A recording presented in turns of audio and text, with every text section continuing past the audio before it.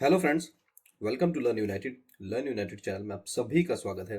Daily GK and current affair की 12 जनवरी 2022 के important questions को लेकर हम आप सभी के सामने हाजिर हैं, जो कि आने वाले अपकमिंग एग्जाम जैसे कि DSSB, KVS, NVS, Delhi police और भी जितने एग्जाम्स होते हैं उन सब में बहुत इंपॉर्टेंट रोल प्ले करने वाले हैं।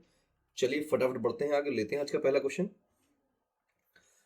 राष्ट्रीय मानव तस्करी जागरूकता दिवस कब मनाया जाता है? When is the National Human Trafficking Awareness Day observed?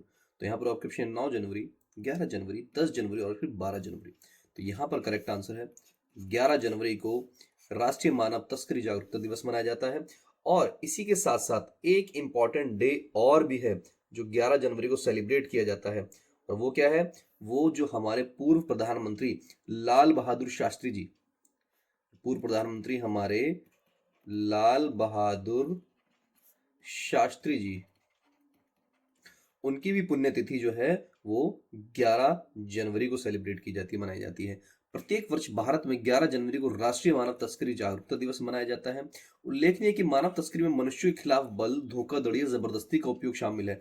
मानव तस्करी अंदर सिर्फ और सिर्फ ऐसे नहीं कि सिर्फ ह्यूमन ट्रैफिकिंग, यहाँ से वहां किसी को बेच देना ही नहीं, उनके खिलाफ किसी तरह का बल का प्रयोग करना, धोखाधड़ी या जबरदस्ती का उपयोग भी शामिल है। और इसके साथ इसमें श्रम या देह व्यापार भी किया जाता है। ध्यातव्य है कि पूरे वर्ष में, प्रत्येक वर्ष पूरे विश्व में लाखों पुरुषों, महिलाओं और बच्चों की तस्करी होती है। मानव तस्करी के खिलाफ जागरूकता लाने के लिए प्रतिवर्ष 11 जनवरी को हमारे देश में राष्ट्रीय मानव तस्करी जागरूकता दिवस मनाया जाता है। और ये इसलिए मनाया जाता है ताकि जो बाल श्रम है वो भी मानव तस्करी के अंदर आ जाता है। कई बार लोग बच्चों को कामों के लिए इधर से उधर तस्कर किया जाता है, बेचा जाता है। Badminton world federation 2022 Yonex sunrise India open tournament कहां शुरू हुआ है? Where has the BWF 2022 2022 Yonex sunrise India open tournament started? तो यहाँ पर ऑप्शन है पुणे, न्यू दिल्ली, मुंबई या फिर कोलकाता। तो यहाँ पर करेक्ट आंसर है न्यू दिल्ली। न्यू दिल्ली में स्टार्ट हुआ है बैडमिंटन वर्ल्ड फेडरेशन का सनराइज इंडिया टूर्नामेंट। और क्यों हो पाया है? बिकॉज इससे पहले भी यहाँ होना था लेकिन कोविड की वजह से नहीं हो पा रहा था। टूर्नामेंट का आयोजन इंदिरा गांधी इंडोर स्टेडियम, कहां आयोजन किया गया है? इंदिरा गांधी इंडोर स्टेडियम परिसर में, केडी जादव इंडोर हॉल में 11 से 16 जनवरी के बीच होगा। 4 लाख अमेरिकी डॉलर की पुरस्कार राशि वाले इस सुपर 500 इवेंट के साथ 2022 HSBC BWF world tour season की भी शुरुआत होगी। ये इनका लोगो है Yonex sunrise India open tournament का। और इसी के साथ ही वर्ल्ड टूर सीजन की भी शुरुआत इसी टूर्नामेंट के साथ स्टार्ट हो जाएगी। रतन टाटा की biography, Ratan and Tata the authorised biography किसने लिखी है? Ratan Tata's biography, who has written Ratan and Tata the authorised biography, किसने लिखी है? Who is the writer? तो यहाँ पर आपका ऑप्शन है JC Chaudhary, VS Pathania, doctor Thomas Matthew या फिर इनमें से कोई नहीं। तो यहाँ पर करेक्ट आंसर है डॉक्टर थॉमस मैथ्यू, जिन्होंने रतन टाटा जी की बायोग्राफी लिखी है। अब रतन टाटा जी की बायोग्राफी लिखी, क्वेश्चन इंपॉर्टेंट आ जाते हैं बुक्स एंड ऑथर से भी कि भाई यहाँ पर आप देख सकते हैं ये है डॉक्टर थॉमस मैथ्यू, ये है रतन टाटा जी। तो doctor Ratan and Tata the authorised biography के लेखक पूर्व IAS अधिकारी डॉक्टर थॉमस मैथ्यू हैं। भारत में यह किताब हार्पर कॉलिंस इंडिया अंग्रेजी और दूसरी प्रमुख भारतीय भाषाओं में प्रकाशित करेगी। कौन प्रकाशक है इसका? हार्पर कॉलिंस इंडिया इसको प्रकाशित करेगा। राइटर हैं इसके डॉक्टर थॉमस मैथ्यू। चलिए बढ़ते हैं आगे, लेते हैं आज का नेक्स्ट क्वेश्चन। हाल ही में ऑस्कर और ग्रैमी विजेता मर्लिन बर्गमैन का निधन हुआ है, वे कौन थी? Recently, Oscar and Grammy winner Merlin Bergman has passed away. Who was she? क्या वो लिरिसिस्ट थी, गीतकार थी, लेखक थी, एक्टर या एक्ट्रेस थी, निर्देशक थी? तो बर्लिन बर्गमैन एक गीतकार थी, लिरिसिस्ट थी। जानते हैं इनके बारे में। यहाँ पर आप पिक्चर देख सकते हैं, ये है Berlin Bergman. Marilyn Bergman Oscar, Emmy और ग्रैमी विजेता गीतकार हैं, जिनके गीतों ने the way we were, the windmills of your mind, in the heat of night and Yentl के गीतों को हिट किया। 93 वर्ष की आयु में इनकी मृत्यु हो गई। इनकी वैरायटी के अनुसार बर्गमैन अमेरिकी society of composers, authors and publications की बोर्ड की पहली महिला अध्यक्ष भी थी ये। चलिए बढ़ते हैं आगे, लेते हैं आज का नेक्स्ट क्वेश्चन। भारत की पहली मोबाइल हनी प्रोसेसिंग वैन किस राज्य में लॉन्च की गई? India's first mobile honey processing van was launched in which state? तो यहाँ पर आपका ऑप्शन है उत्तर प्रदेश, तेलंगाना, कर्नाटक या फिर महाराष्ट्र। तो करेक्ट आंसर है यहाँ पर उत्तर प्रदेश। उत्तर प्रदेश में भारत की पहली, इसलिए क्वेश्चन इंपॉर्टेंट हो जाता है भारत की पहली mobile honey processing van Ghaziabad Uttar Pradesh के सिरोरा गांव में लॉन्च की गई। इसका उद्घाटन केवीआईसी के अध्यक्ष विनय कुमार सक्सेना ने किया। मोबाइल वैन को केवीआईसी द्वारा अपने बहुविषयक प्रशिक्षण केंद्र पंजो केहरा में 15 लाख रुपए की लागत से डिजाइन किया गया है। ये 8 घंटे में 300 किलोग्राम शहद तक संसाधित कर सकती है और इसमें एक परीक्षण प्रयोगशाला भी शामिल है जो शहद की गुणवत्ता की जांच करेगी। अब वैन को आप ऐसी जगह पर ले जाकर रख सकते हैं जहां पर फ्लावर वगैरह हैं, जहां पर बीज आप प्रोसेस करवा सकते हैं। चलिए लेते हैं नेक्स्ट क्वेश्चन। इको रैप किस संस्थान द्वारा जारी की जाने वाली एक प्रमुख रिपोर्ट है? Eco wrap is a major report release by which organisation? International monetary fund, IMF, state bank of India, CMI या फिर नन ऑफ दीज? तो यहाँ पर करेक्ट आंसर है SBI, state bank of India द्वारा ये रिपोर्ट जारी की जाती है। भारतीय स्टेट बैंक की रिसर्च टीम द्वारा इको रैप रिपोर्ट जारी की जाती है। इस रिपोर्ट के नवीनतम संस्करण के अनुसार 2021-22 में भारत की वास्तविक जीडीपी के लगभग 9.5% बढ़ने की उम्मीद है। एनएसओ ने वित्तीय वर्ष 2021-22 के लिए राष्ट्रीय आय का पहला अग्रिम अनुमान जारी किया। इसने 21-22 में सकल घरेलू उत्पाद की वृद्धि दर 9.2% रहने का अनुमान लगाया है। इस रिपोर्ट के अनुसार भले ही कोविड संक्रमण गतिशीलता को प्रभावित कर सकता है, आर्थिक गतिविधियों के ज्यादा प्रभावित होने की उम्मीद नहीं है, ऐसा मानना है। इकोरैप में भारतीय स्टेट बैंक की जो रिपोर्ट है उनका मानना है कि इस साल भारत की जो है विकास दर लगभग 9.5 रहने वाली है। चलिए लेते हैं नेक्स्ट क्वेश्चन। इंपॉर्टेंट क्वेश्चन है ये भी। अगरतला और जिरीबाम के बीच उद्घाटन की गई नई जनशताब्दी एक्सप्रेस त्रिपुरा को किस राज्य से जोड़ती है? The new Janshatabdi express inaugurated between Agartala and Jiribam connects Tripura to which state? तो यहाँ पर आप क्वेश्चन असम, सिक्किम, मणिपुर या फिर नागालैंड?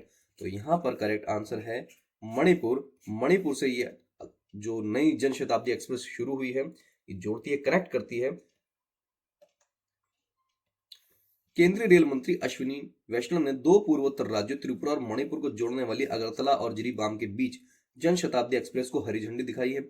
जनशताब्दी एक्सप्रेस सप्ताह में 3 बार चलेगी और यात्रा में 6 घंटे का समय लगेगा। इसके अलावा त्रिपुरा में राजधानी express, Kanchenjunga express, Humsafar express आदि अभी भी चलती हैं।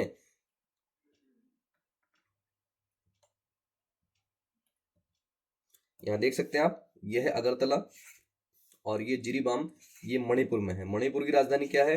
इम्फाल है। यहाँ आप मैप में भी देख सकते हैं। चलिए चलते हैं आगे, लेते हैं आज का नेक्स्ट क्वेश्चन। हाल ही में अडानी पावर ने किसे अपना सीईओ नियुक्त किया है? Who has been appointed by Adani power as its CEO recently. यहाँ पर आप ऑप्शन मित्रबा गुहा, शेर सिंह ख्यालिया, भरत सुब्रमण्यम या फिर नन ऑफ दीज? तो यहाँ पर करेक्ट आंसर है शेर सिंह ख्यालिया को अडानी पावर ने अपना नया सीईओ नियुक्त किया है। हाल ही में ऑनलाइन बीमा प्लेटफॉर्म रिन्यू बाई ने किसे अपना ब्रांड एम्बेसडर बनाया है? Who has recently been appointed as its brand ambassador by the online insurance platform Renew Buy? तो यहाँ पर आपके ऑप्शन है अक्षय कुमार, रोहित शर्मा, राजकुमार राव या फिर अमिताभ बच्चन?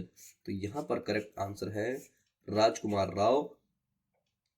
चलिए बढ़ते हैं आगे, लेते हैं आज का नेक्स्ट क्वेश्चन। हाल ही में ब्रह्मोस क्रूज मिसाइल के नौसैनिक संस्करण का सफल परीक्षण कहाँ किया गया? Where was the naval version of BrahMos cruise missile recently successfully tested? ये भी पूछा जा सकता है कि भारतीय सेना ने भी किस मिसाइल का परीक्षण किया है? तो ब्रह्मोस क्रूज मिसाइल का परीक्षण किया है। तो यहाँ पर ऑप्शन जैसलमेर, चांदीपुर, विशाखापट्टनम या फिर इनमें से कोई नहीं? तो यहाँ पर करेक्ट आंसर है विशाखापट्टनम में भारतीय नौसेना ने अभी हाल ही में ब्रह्मोस सुपरसोनिक क्रूज मिसाइल का परीक्षण किया है। भारत को मंगलवार के दिन बड़ी कामयाबी हाथ लगी है। भारतीय नौसेना ने सुपरसोनिक ब्रह्मोस मिसाइल का सफल परीक्षण किया है। पश्चिमी तट पर तैनात नौसेना के लड़ाकू युद्धपोत आईएनएस विशाखापट्टनम से ब्रह्मोस मिसाइल का सफल परीक्षण किया गया। भारतीय नौसेना के सूत्रों ने बताया कि मिसाइल का समुद्र से समुद्र मार करने वाला वेरिएंट था। इसने अधिकतम रेंज और सटीकता के साथ लक्ष्य वाले जहाज पर हमला किया। तो अभी हाल ही में किसने, भारतीय नौसेना ने ब्रह्मोस सुपरसोनिक क्रूज मिसाइल का परीक्षण किया। इंपॉर्टेंट क्वेश्चन है ये भी। हाल ही में आईएमएफ में मुख्य अर्थशास्त्री के रूप में कौन गीता गोपीनाथ का स्थान लेंगे? Recently who will replace Gita Gopinath as chief economist in international monetary fund? तो यहाँ पर आपके ऑप्शन है अनूप बागची, उर्जित पटेल, पियरे ओलिवियर या फिर नन ऑफ दीज? तो यहाँ पर करेक्ट आंसर है पियरे ओलिवियर, जो कि गीता गोपीनाथ जी के स्थान लेंगे। ये है पियरे ओलिवियर जो गीता गोपीनाथ जी के स्थान लेंगे।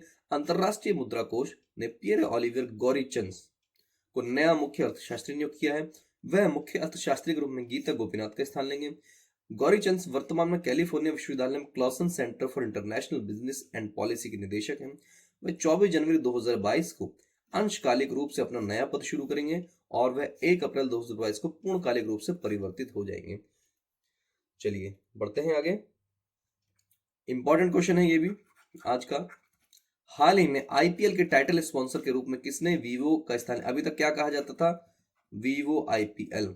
अब वीवो आईपीएल की जगह वीवो का स्थान कौन कंपनी लेने जा रही है, कौन लेने जा रहा है, who has replaced Vivo as the title sponsor of IPL recently. यहाँ पर आपके ऑप्शन है ओप्पो, सैमसंग, टाटा ग्रुप या फिर रिलायंस ग्रुप। तो ये कारनामा करने जा रहे हैं टाटा ग्रुप। अब वीवो जो है आईपीएल का टाइटल स्पॉन्सर नहीं रहेगा, अब रहेगा टाटा ग्रुप। पिछली वीडियो में प्रश्न पूछा गया था गंगा सागर मेले का आयोजन कहाँ किया जाता है, फिर इस गंगा सागर मेला ऑर्गेनाइज्ड। तो गंगा सागर मेला पश्चिम बंगाल में आयोजित किया जाता है और ये वहां का सबसे बड़े मेलों में से एक है। इस मेले का आयोजन कोलकाता के निकट हुगली नदी के तट पर ठीक उस स्थान पर किया जाता है जहां पर गंगा बंगाल की खाड़ी में मिलती है, इसीलिए इस मेले का नाम गंगा सागर मेला रखा गया है। चलिए लेते हैं आज का प्रश्न। 12वें भारत रत्न डॉक्टर अंबेडकर पुरस्कार 2022 से किसे सम्मानित किया गया है, who has been honored with the 12th Bharat Ratna doctor Ambedkar award 2022। तो आज के लिए इतना ही। कंटेंट आपको अच्छा लगा हो, वीडियो आपको पसंद आई हो तो प्लीज इस वीडियो को ज्यादा से ज्यादा शेयर कीजिए, लाइक कीजिए और अगर अभी तक भी हमारे चैनल को सब्सक्राइब नहीं किया तो प्लीज चैनल को सब्सक्राइब कीजिए। Thank you so much guys for watching.